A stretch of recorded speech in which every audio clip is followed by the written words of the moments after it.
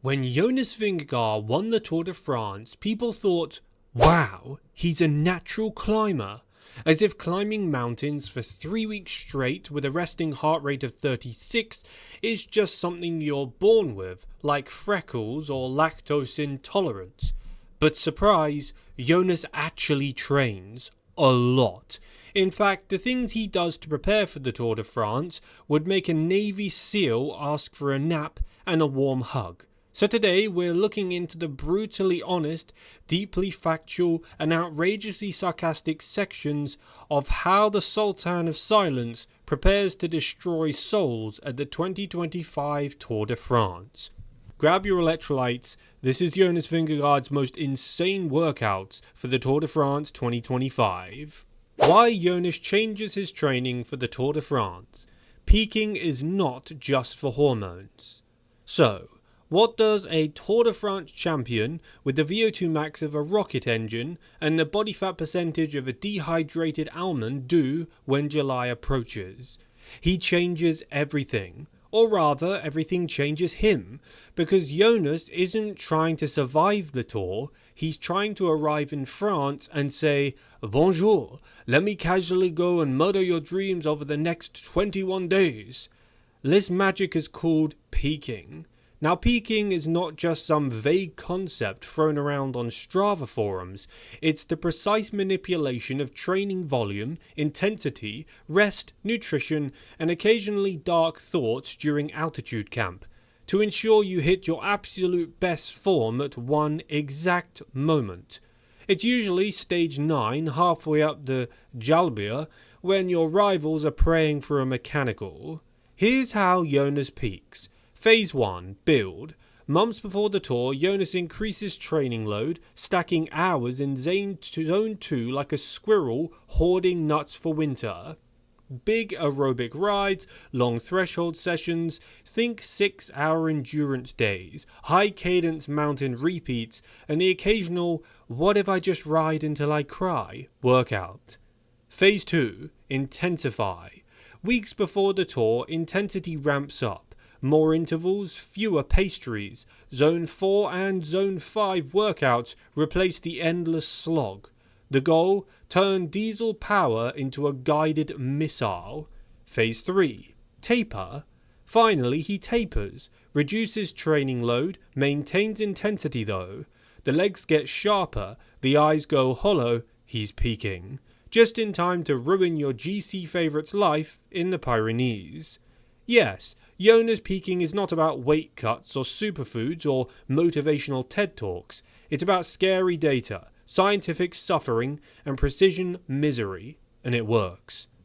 His most insane workouts. Pain is temporary. Jonas is forever. Welcome to the torture chamber. If you thought pro cyclists just rode around sipping isotonic fluids and admiring cows in the countryside, please leave. Jonas trains with Team Visma Leasebike, a group of science nerds disguised as sadistic geniuses.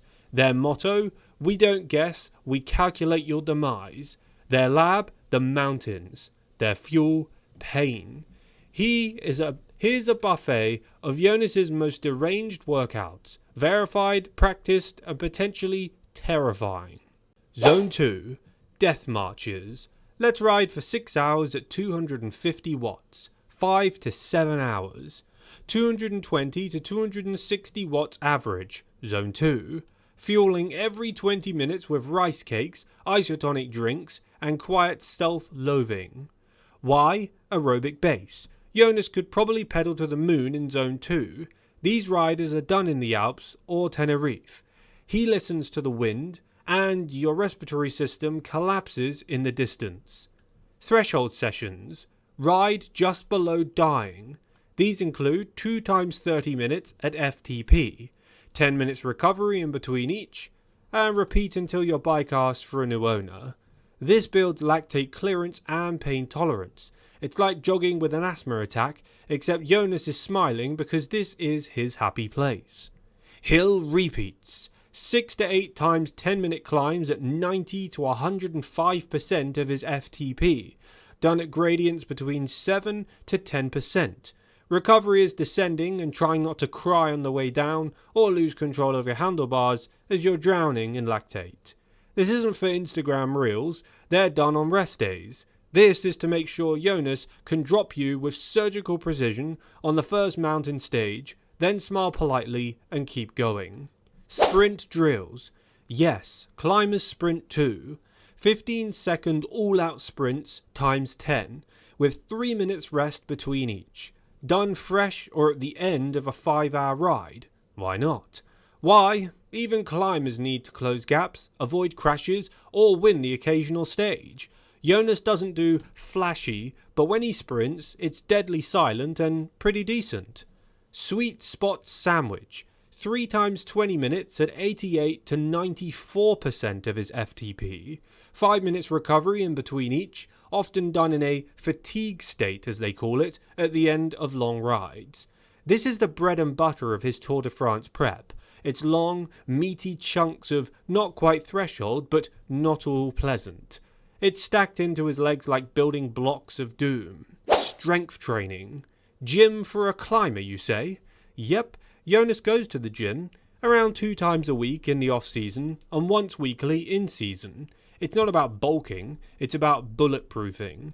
Exercises include deadlifts, low weight focusing on high form, Bulgarian split squats, Google it, then cry, core stabilization, planks, and anti-rotational work, balance drills. Jonas on a Busa ball is terrifyingly efficient, because when your entire job is pedaling uphill at 400 watts for an hour, a stable pelvis and strong glutes aren't optional, they're mandatory. Reactions. Quotes from the pain cave. Let's take a minute to hear from Jonas and his teammates, because the best way to understand how nuts this all is straight from the horse's or Vikings' mouth. Jonas Vingegaards 2023. Quote, I've trained harder than I ever have before. I push myself to new limits. Jonas on altitude camps. Quote, we are doing long climbs, altitude, threshold sessions. Every day has a purpose. Jonas on training fatigue. Quote, you feel dead sometimes, but that's how you know it's working. Teammate Sepp Kuss. Quote, Jonas is like a robot. He never complains, he just does the work. Team trainer Matthew Hajboa. Quote, we focus on being specific. Training must reflect the demands of the race. With Jonas, we know exactly what we're preparing for. Wout van Aert. Quote, we all have our jobs. Jonas's job is to ruin people in the mountains. He's very good at that. When your teammates describe you like a silent Terminator with a power meter, you know that your training is efficient. Where Jonas trains. Altitude, solitude, and emotional damage. Where do you go when your idea of a good time is simulating the Tour de France every Tuesday? Simple. You go high, really high. Tenerife, Mount Teide. Ah yes, the dormant volcano that's hosted more GC winners than a Tour de France podium. At 2,100 meters above sea level, Teide is a grim, beautiful wasteland where dreams are forged and social lives go to die. Jonas lives in isolation at Hotel Paradol. No distractions, no sea level oxygen, just thin air, volcanic roads, and 30-hour training weeks. Sierra Nevada, Spain. Altitude? Check. Long climbs? Check. Goat traffic jams? Also check. Jonas uses this training, haven, to fine-tune efforts in a more temperate climate. Plus it's more secretive. No fans, no paparazzi, just pain. Tignes, France. The old faithful. Altitude 2,000 meters. Climate alpine. Jonas camps here in June, putting the final touches on his How to Destroy Pogačar Tour de France plan. The best thing, he trains on actual Tour de France climbs, so when he shows up on a race day, it's not, let's see how this goes, it's, I've done this climb 12 times in training, and once backwards blindfolded. Why altitude? Because it's legal blood doping. More red blood cells equals more oxygen carrying capacity equals more power. Combine that with specific climbing routes and boom, Jonas becomes a mythical creature with a power-to-weight ratio that defies the laws of human suffering. Conclusion: what it takes to be Jonas. Let's break it down. Jonas Vingegaard turned pro in 2019, and since then, he's been on a scientific mission to go crazy. His purpose: that's 6 solid years of living like a monk, eating like a spreadsheet, sleeping like a sedated bear, training like a Tour de France destroyer. To get to Jonas's level, here's what you need: 10 to 35 hours of training per week, 3 altitude camps a year, endless threshold workout, daily data analysis, a support team of nutritionists, coaches, therapists, and very patient loved ones, a VO2 max in the 90s, and the kind of mental resilience usually found in astronauts and unpaid interns. The truth: Jonas Vingegaard is not just talented, he's engineered. Every ride, every prep, every sigh on a climb, it's planned. No fluff, no selfies, just a war on fatigue, fought in silence with watts. And as the 2025 Tour de France looms upon us, we can only assume the final version of Jonas is somewhere in the Alps right now, climbing a mountain you've never heard of, while averaging 380 watts and thinking about dairy cows. So next time someone tells you Jonas is just gifted, send them my way and recommend this video.